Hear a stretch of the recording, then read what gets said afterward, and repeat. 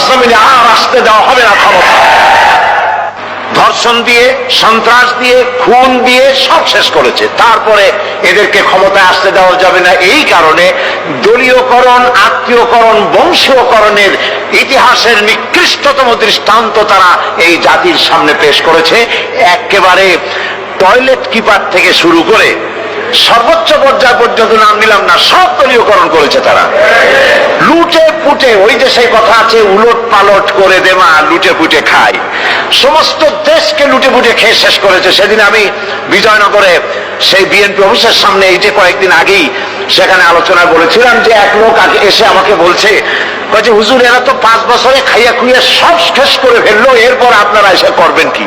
বললাম, দেখেন, রমজান মাসে যখন, জুলাই মাস বা জুন মাসে যখন রোজা হয়, 12 ঘন্টা রোজা রাখার পর ইফতারের সময় কেমন খাইতে ইচ্ছা করে?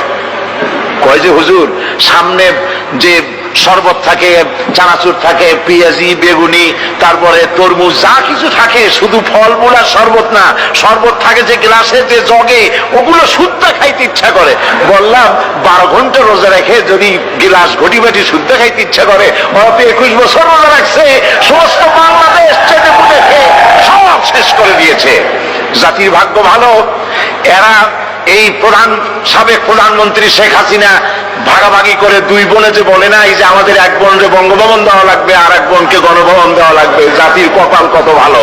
এরা যদি আবার ক্ষমতায় যেতে পারে, গোটা বাংলাদেশের মানচিত্র কুড়ে কুড়ে খেয়ে ফেলে দেবে। এরা হচ্ছে ইসলামের দুশমন, এটা কোরআনের দুশমন, এরা আল্লাহর দুশমন। শেখ মুজিবের চাইতেও নিকৃষ্ট হচ্ছে তার মেয়ে। এক কাফন চোরার গল্প সেদিন আমি বলছিলাম জনসভার ভিতরে। কাফন চোর, এই কাফন চোরা মরে যাওয়ার সময় তার ছেলেদের বলল, আমাকে তো কেউ ভালো বলে না, এমন কাজ করবি যাতে আমার থেকে তোদেরকে ভালো বলে। কাফন চোর মরে গেল। এরপরে কাফন চোরা ছেলেরা চুরি করতেছে, কেউ আর বাপেরে ভালো কয় না, ও ছেলেরা বাপও চুরি করতে, এরাও চুরি করে। ছেলেরা মিটিং করলো যে বাপেরে তো কেউ ভালো কয় না, তো কি করা যায়? শেষ পর্যন্ত তারা এক কাজ করলো নতুন করে, শুধু কাপড়ই তারা চুরি করে না, কাপড়টা চুরি করে লাশটার গলায় দড়ি বাঁধিয়ে গাছে ঝুলাইতে আরম্ভ করলো। লোকেরা বলা আরম্ভ করলো, এর থেকে তোর বাপ ভালো ছিল, ওর বাপে তো শুধু কাপড় চুরি করেছে, ওর বাপে তো কোনো লাশ ঝুলে রাখে না, এই শয়তানের তো লাশও ঝুলে রাখলো। আজকে জাতীয় কথা বলতেছে, শেখ মুজিব তো তার মেয়ের মতো সাইকুল হাদিস গ্রেফতার করে নাই, মাদ্রাসা বন্ধ করে নাই, আলেমদেরকে অত্যাচার করে না। এই মুজিবের চাইতে নিকৃষ্ট বেহায়া তার মেয়ে। একজন মহিলা হয়ে তিনি মুসলমানের মেয়ে বলে দাবি করেন, আমরাও মনে করি একজন মুসলমানের মেয়ে, কিন্তু কোন মহিলা পরপুরুষের সাথে হাত মিলাতে পারে না, হারাম।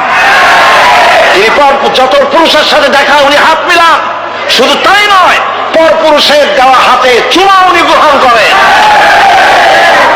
আমি পল্টনে বলেছিলাম, পার্লামেন্টে আমি বলেছি তার সামনে, আপনি মুসলমান, যেই কপালটা দিয়া কাবা শরীফে সেজদা করছেন, যেই কপালটা দিয়া মদিনায় সেজদা করেছেন রাসূলুল্লাহর রওজায়, রাসূলুল্লাহর মসজিদে, সেই কপালটা নিয়ে কলকাতায় গেলেন, আর কাফের গুজরাল আপনার কপালে যখন হাত দিল তিলক করবার জন্য, কেন আপনি বলতে পারলেন না, বেয়াদব, আমি মুসলমানের মেয়ে, আমার গায়ে তুই হাত দিতে পারিস না? সুতরাং কাফেরের হাতের চন্দনের তিলক কপালে পরে পার্লামেন্টে বলেছি, কপালে পরে আপনার ইজ্জত কদ্দুর নষ্ট হয়েছে আমরা জানি না, কিন্তু মুসলমান দেশের প্রধানমন্ত্রী হিসাবে বাংলা 13 কোটি মুসলমানের ইজ্জতকে মাটির সাথে আপনি মিশাই দিয়েছেন।